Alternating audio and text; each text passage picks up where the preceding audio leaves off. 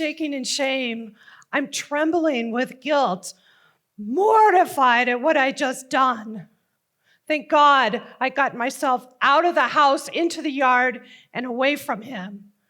Thank God I'd willed my foot to stop kicking my 7-year-old son a second time. God should never have made me a parent. I knew I needed help, so I got him a counselor, I hired myself a healer, and I dove deep into the laws of spirituality, so I would never do that again, and I didn't.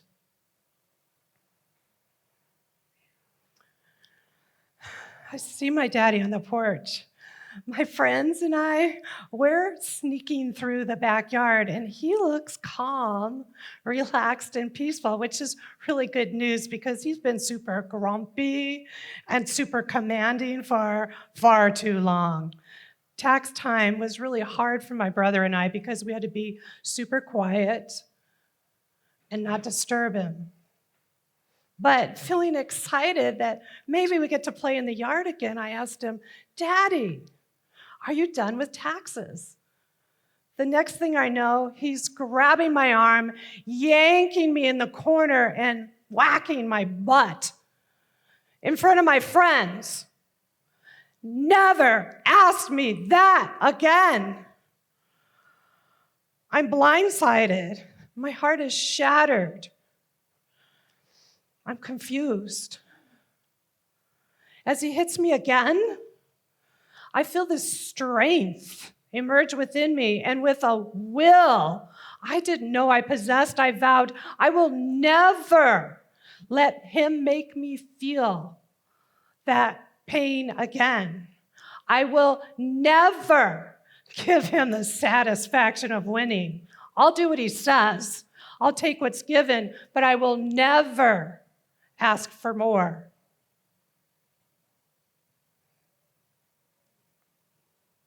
I knew I was supposed to feel something when my boyfriend's best friend was killed in a motorcycle accident, but I didn't. And the words I said did nothing to comfort him.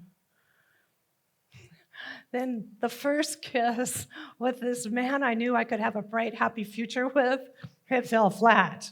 It was like kissing cardboard. And then when I finally found true connection and mind-blowing passion with my best friend and lover, I watched in horror as I pushed him away. Oh my God, I'm laughing, but I was mortified. Oh my God, 20 years of self-healing, spiritual practices, and life coaching, life mastery, certifications. This shouldn't be. So I doubled down on my mission to open my mutant heart and trust love again. My father was a controlling and volatile man. His favorite phrases were, "You don't want this, you want that. Talk to me when you're not crying. You're too old to be acting that way." I did my best to try and please him, but I always felt like I was failing. I found myself in healing school and I didn't like it. It was awful. This is horrible. My healing school teacher is calling out, "Open your hearts to unconditional love and share it with one another." I was exposed. I was shrinking in mortification. And there I was again, a disconnected mutant that didn't belong. Until my teacher started ringing crystal bowls designed to activate my soul purpose, our soul purpose energy centers. And as each bowl rang, they awakened something within me. I saw visions. I laughed out loud, and electricity was coursing through my body.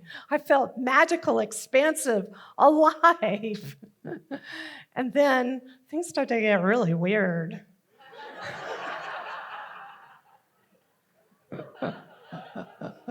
I turned into a wizard for a while, where everything I said And everything I thought came true. And then I had this awareness I was here to do something big, but I wasn't the only one. And then my hands, they radiated this Dr. Strangelite energy.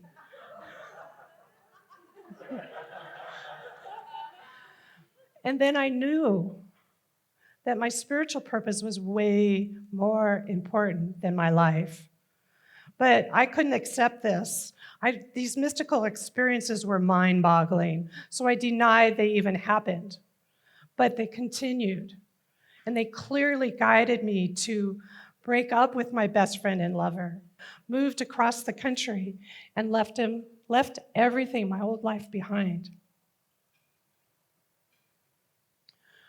I'm bear crawling up the stairs of my new, beautiful home, headed for my office, but I'm exhausted. I can't work. I crawl into bed, bloated, and wondering why the doctors can't help me more. I woke up 9 hours later, feeling, sensing, knowing that my energy, my life force energy, was leaving my body. I thought, this can't be. If this continues, I'll die. So I asked God for help. My heart expanded into this big flame that made my body pulse with sweat and heat. It was kind of like a hot flash on steroids. And then beams of undeniable divine energy pressed my chest to the bed. And then waves of understanding and wisdom percolated into my body, into my consciousness. And then my little girl started to talk. She says, Daddy, I know you love me, but being like you and doing what you want is literally killing me. And then I sobbed. And aches of pain and rivers of tears shook my heart until there was quiet. Okay, God, I'm ready to forgive, but I'm going to need your help.